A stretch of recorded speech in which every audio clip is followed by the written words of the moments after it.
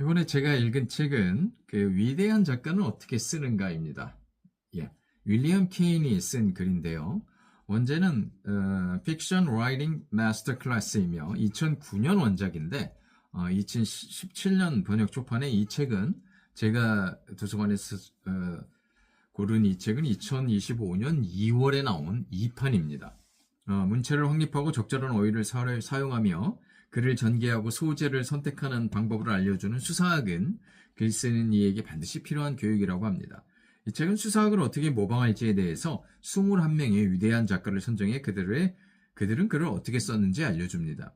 작가의 탄생부터 간단한 배경 지식과 더불어 해당 작가의 장단점을 고루 소개하는 이런 토막글이 글 쓴 이에게 정말 도움이 될지는 확신이 서지 않습니다만 저 역시 얼마나 제 글에 영향을 미칠지 모르겠지만 그래도 유명한 명작의 요약 자체가 재미있고요. 그리고 작가와 작품에 대한 21명의 작가와 작품에 대한 그런 많은 정보를 알 수 있어서 즐겁게 읽은 책입니다. 대부분 알고 있는 작가이고 작품이어서 그동안 읽은 내용에 대한 복기 내지는 검토 효과도 있었습니다. 격리와 집중을 통해 작가는 위대한 작품을 만들어내죠. 작가가 되고자 하는 사람은 위대한 작가의 작법 스타일을 모방해야 합니다. 모방은 작가와 작품의 정신을 내 것으로 만들어 새로운 숨결을 불어넣는 과정이기에 모든 작가에게는 반드시 필요한 과정입니다. 모방만이 살 길이네요. 오노레 드 발자크는 서툰 문장이지만 엄청난 속도로 방대한 양을 썼습니다. 많은 양에 집중하면서 글을 쓴 작가는 이야기를 복잡하게 만들었죠. 감정 묘사의 대가인 발자크는 생생함, 사실성, 자연스러움의 반복을 보여줍니다. 도덕, 윤리, 해피엔딩, 주인공 성장 따위에는 관심이 없었고 마음껏 자신의 상상의 나래에만 관심을 둔 발자크입니다. 다양한 캐릭터를 창조하고 음악 같은 리드미컬한 언어를 사용한 찰스 디킨스는 갈등하는 인물, 유머, 연민, 파토스, 지속적인 미스터리와 서스펜스를 적절하게 사용했습니다. 시처럼 아름다운 소설을 쓴 허먼 멜빌은 타인의 평가를 무시하고 은둔과 규칙적인 작업을 이어가면서 운율과 두운을 채택하여 흥겨운 리듬을 만들어냈습니다. 표도르 도스토옙스키는 관점을 장악하고 가장 적합한 감정을 적용했으며 장면 전환 때에는 감정을 이용했습니다. 자신의 약점을 솔직하게 드러내는 등장인물을 비롯해 인물의 개성을 확실히 드러내면서 감정이 들어간 장면을 길게 늘린 도스토옙스키입니다. 다양하고 사실적이며 독창적인 인물을 묘사하는 크누트 함수는 시간의 흐름 기법을 최초로 사용했죠. 히틀러를 지지하여 영국과 미국에서는 그의 작품을 쓰레기 취급한다고 그러는데 1926년에 대지의 성장으로 노벨상까지 수상한 그는 심리소설의 선구자이며 산문 시인으로도 불립니다. 뛰어난 표현주의 작품을 쓴 이디스 워트는 문장의 간결함과 엄격함을 지키며 깨달음의 순간을 소설 한가운데 놓았습니다. 간결한 문체를 지닌 최초의 거장이라 말할 수 있는 서머싯 몸은 빠르고 느린 장을 교대 배치하는 기교를 사용했고 미래를 미리 제시하거나 독자를 깜짝 놀라게 하면서 자신의 인생을 작품에 집어넣기도 했습니다.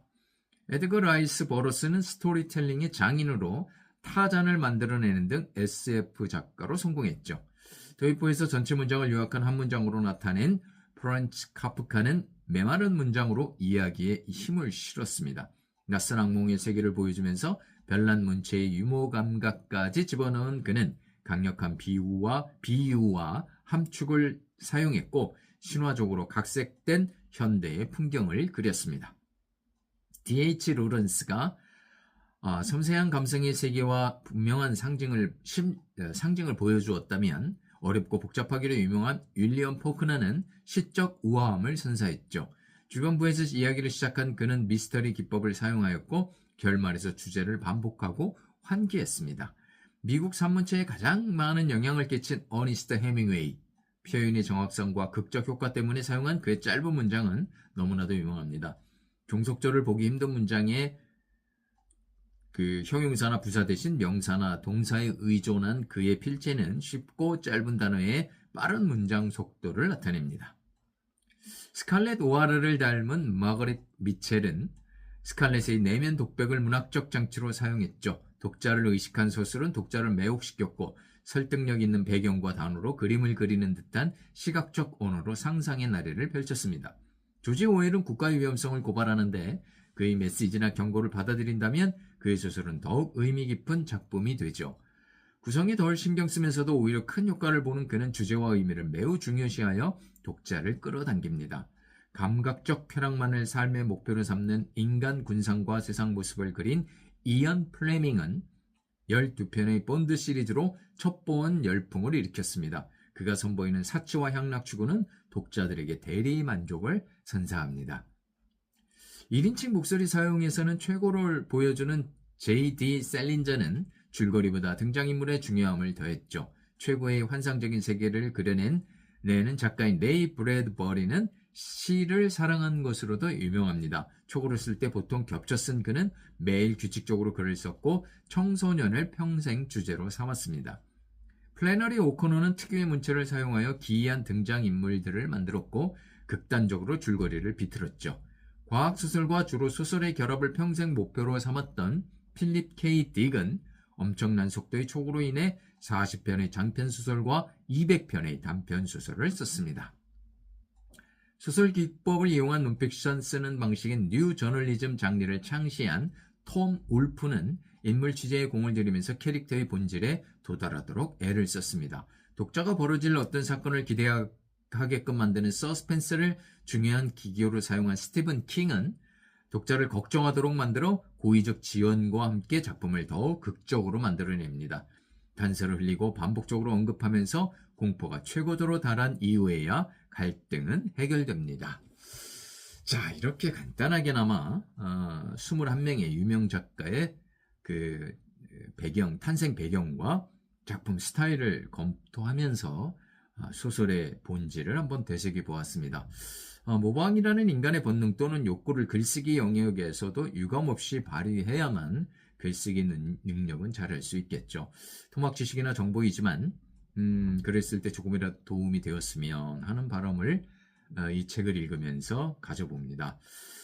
이 책 소설의 단점은 영어 특유의 문장 중 하나가 너무 많이 나와서 좀 읽기가 거슬리더라고요. 가장 무모한 것 중에 하나다. 이 사람은 뛰어난도 아니에요. 가장 미국 소설 역사에서 가장 뛰어난 뭐다. 이 작품은 가장 뛰어난 뭐다. 그러니까 most of 이런 영어 습관적으로 쓰이는 영어체 때문에 우리나라 말로 가장이면 최고라는 말인데 넘버원이라는 말인데 가장 으뜸이라는 말인데 여기서는 가장 뭐뭐 중에 하나가 너무 많이 쓰여요.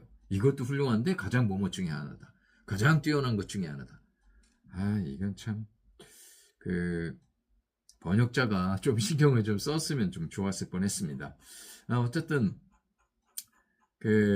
위대한 작가는 어떻게 쓰는가 윌리엄 케인의 책을 읽으면서 21명의 위대한 작가들의 어떤 문체와 어떤 장단점 이런 것들을 살펴보는 좋은 시간이었습니다. 위대한 작가는 어떻게 쓰는가 윌리엄 케인의 책이었습니다.